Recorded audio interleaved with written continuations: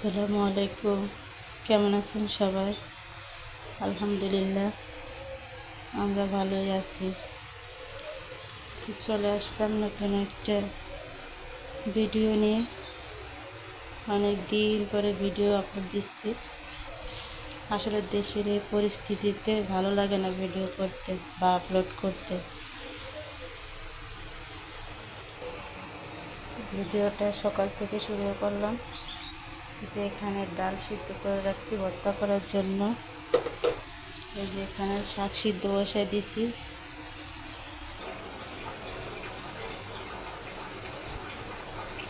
কেমন স্বাধীনতা পেলাম, কেমন স্বাধীন দেশ চাইছিলাম আর কেমন পেলাম